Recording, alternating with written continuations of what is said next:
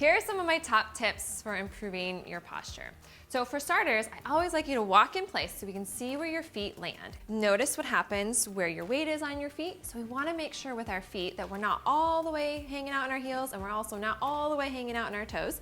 I know most people tend to hang out in the heels, so try to find that positioning in like the middle of the feet, and I want you to wiggle those toes a little bit. Like you want to grab the ground underneath you because we tend to not use our toes as much as we should. So think about like when you walk in flip-flops, how we have to use our toes to keep them on, basically, right? So when you're in tennis shoes, think about that. Or when you're standing, think about where is my weight on my feet, because that can really make a huge difference in your posture and also core function.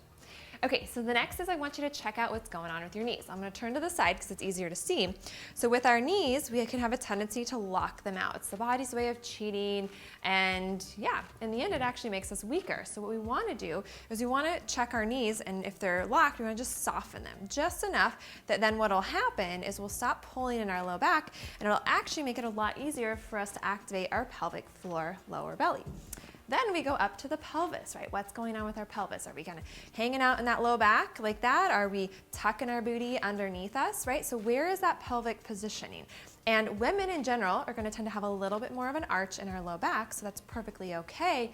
Just be aware of, am I pulling in my low back and really allowing my low back to hold me up?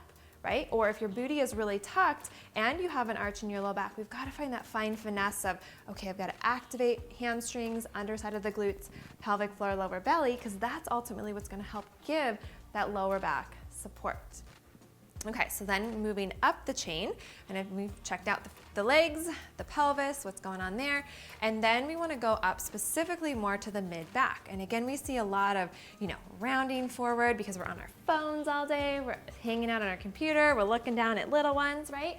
So we want to think about lengthening tall from our mid-back. So think bra line, ladies. From here, we want to lift tall through the top of our head, right? So notice what happens when I do that. If I'm just kind of like slouched forward and all this, and then all of a sudden I go to lengthen through the top of my head, but I don't activate my mid-back, it actually pulls in your neck, okay? So a lot of neck pain actually comes from us not properly activating our mid-back.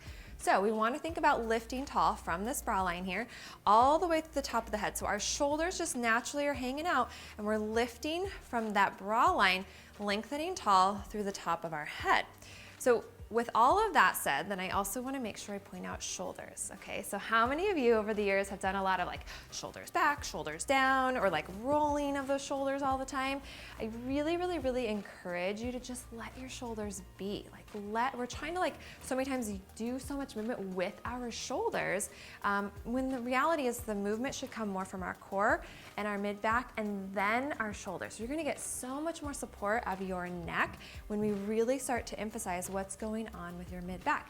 It will help you to be so much stronger through your entire posture as well as your deep core. To learn more about continuing to improve your posture and how your pelvic floor also plays a powerful role in your posture and your core function, you can check out my free guide at ericazeal.com/pelvic floor.